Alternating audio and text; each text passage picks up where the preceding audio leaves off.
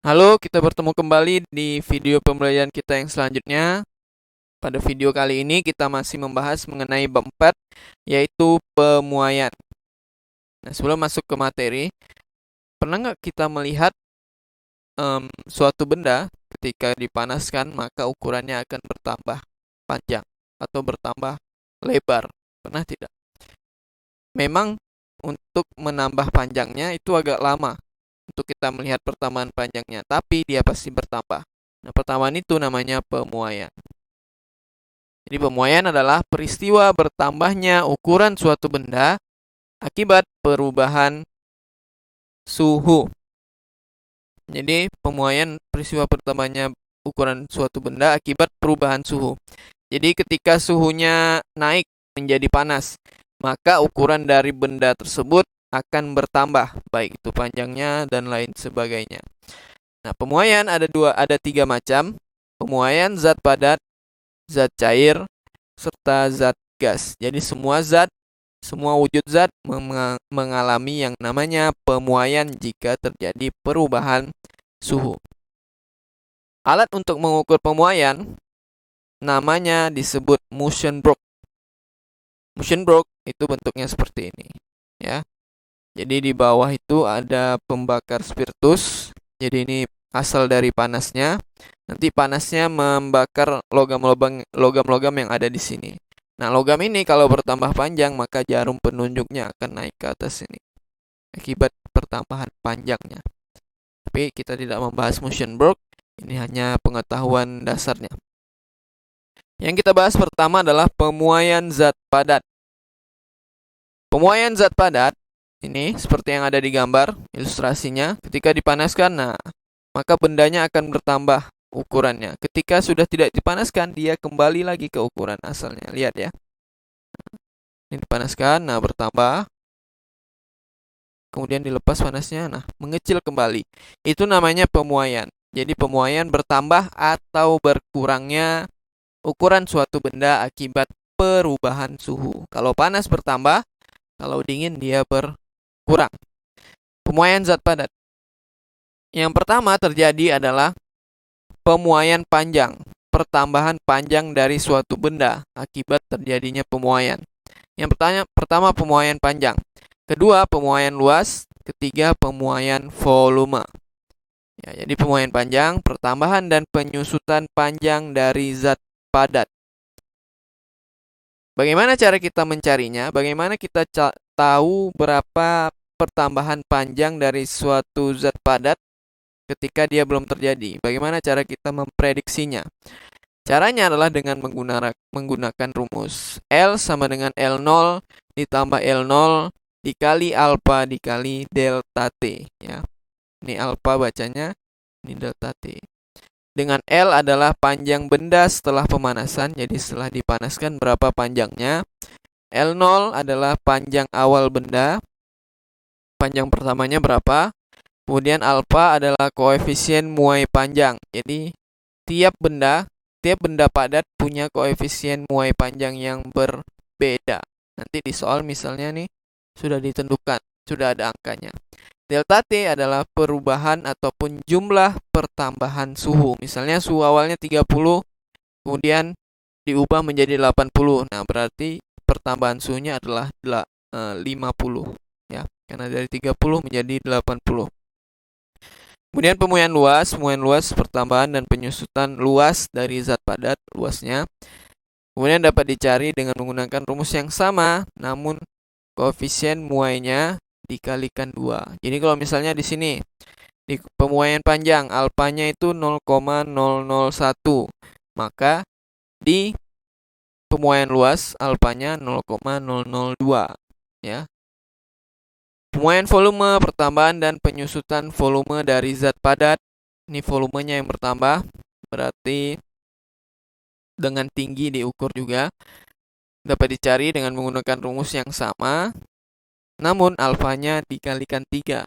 Jadi kalau di sini 0,001, di sini 0,002, di sini 0,003. Jadi cuman alfanya saja yang berubah.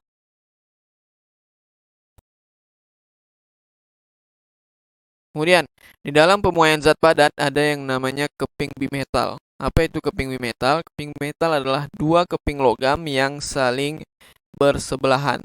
Apa yang terjadi pada mereka?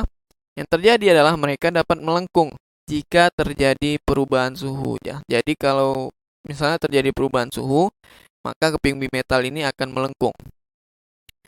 Di mana terdapatnya? Terdapatnya pada strika dan AC. Bagaimana, ke arah mana melengkungnya?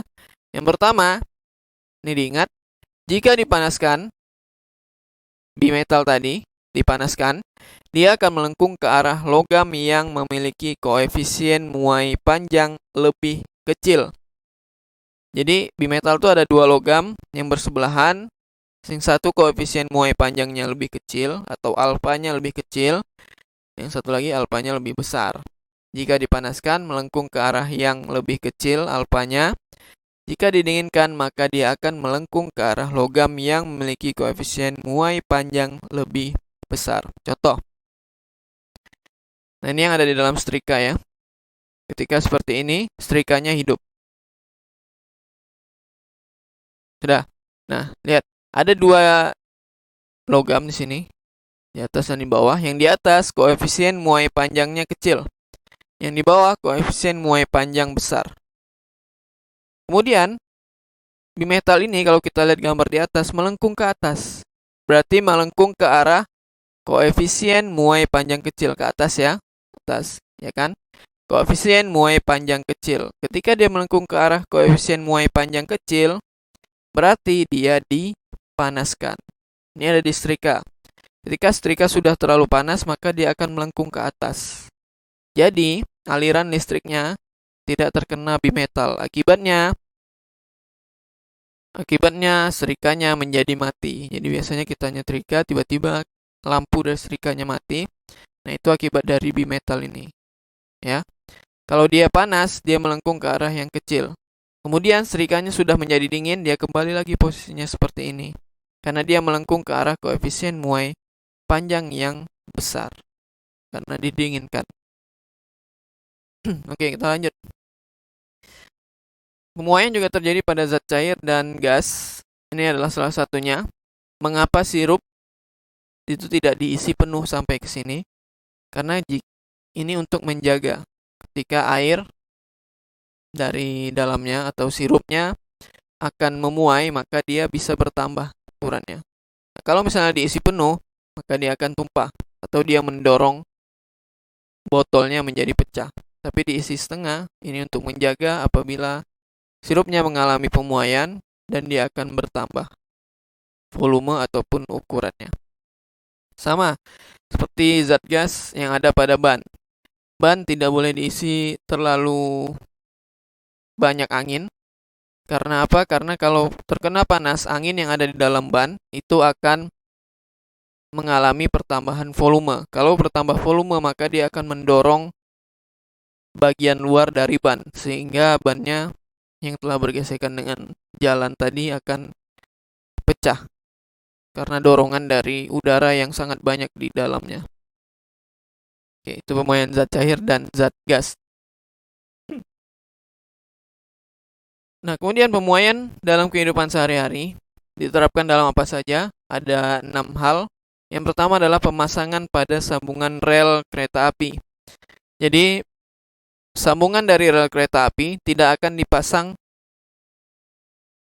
berdempetan untuk menghindari pemuaian, untuk menghindari berjaga-jaga jika terjadi pemuaian. Jadi kalau terjadi pemuaian, dia akan rapat, akan bertambah ukuran. Nah, kalau misalnya dia dipasang seperti ini, tidak ada celahnya, maka ketika panas, ketika siang hari, yang kanan dan yang kiri akan mengalami pertambahan ukuran, maka dia akan saling tolak-menolak, saling mendorong. Saling mendorong, akibatnya apa? Rel kereta apinya akan melengkung, seperti ini. Dia akan melengkung.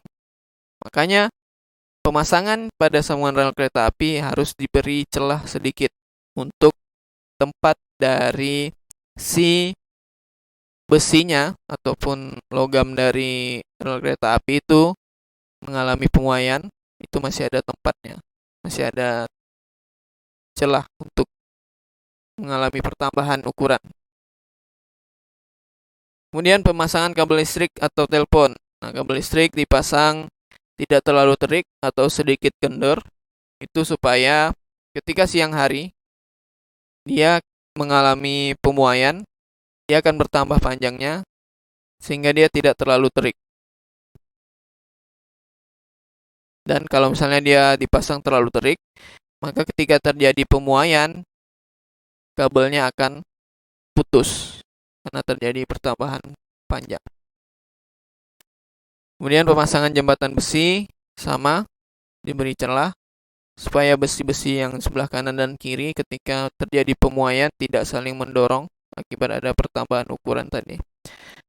Sama dengan pemasangan jendela bagian tempat untuk kacanya juga diberi celah sedikit supaya ketika kacanya mengalami kaca dan kayunya mengalami pemuaian tidak saling mendorong.